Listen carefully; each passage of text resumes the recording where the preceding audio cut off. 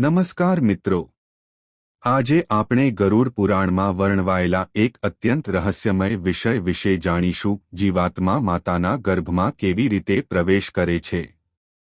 ગરુડ પુરાણમાં ભગવાન શ્રી વિષ્ણુ ગરુડજીને સમજાવે છે કે આત્મા ક્યારેય જન્મતી કે મરતી નથી।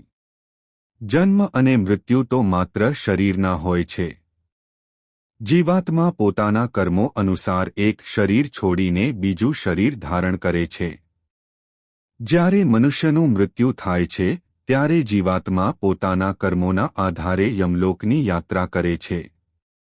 ત્યાં કર્મોનું ફળ ભોગવ્યા પછી જ્યારે નવા જન્મનો સમય આવે છે ત્યારે ઈશ્વરની વ્યવસ્થા અને પોતાના સંચિત કર્મો અનુસાર જીવને યોગ્ય માતાપિતા મળે છે। શાસ્ત્રીય વર્ણન મુજબ જ્યારે પતિપત્નીના સંયોગથી ગર્ભાધાન થાય છે ત્યારે ભગવાનની ઈચ્છા અને જીવના કર્મોના અનુસંધાનમાં જીવાત્મા તે ગર્ભ સાથે જોડાય છે। ગરુડ પુરાણનો ભાર એ વાત પર છે કે કયો જીવ કયા ગર્ભમાં જન્મ લેશે તે તેના કર્મો પર આધારિત છે। ગ્રંથ જીવના ગર્ભમાં પ્રવેશની ક્ષણનું વૈજ્ઞાનિક વર્ણન આપતો નથી, પરંતુ તેને કર્મ અને ઈશ્વરીય વ્યવસ્થાથી જોડે છે। ગર્ભમાં પ્રવેશ કર્યા પછી જીવ ધીમે ધીમે વિકસતા શરીર સાથે સંબંધિત થાય છે।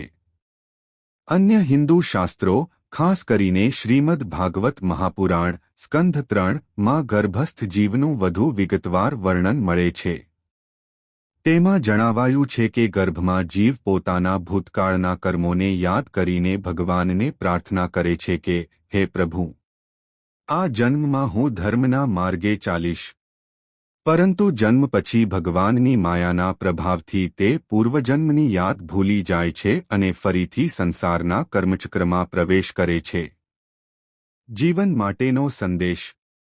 ગરુડ પુરાણનો મુખ્ય સંદેશ એ છે કે જીવનમાં કરેલા કર્મો જ આગળના જન્મનું કારણ બને છે।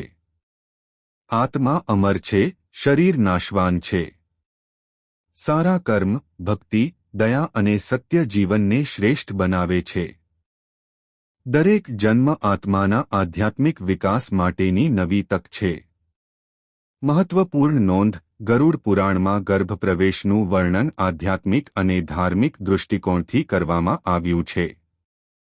તેને આધુનિક જીવવિજ્ઞાનનું વર્ણન માનવું યોગ્ય નથી। જય શ્રી હરિ।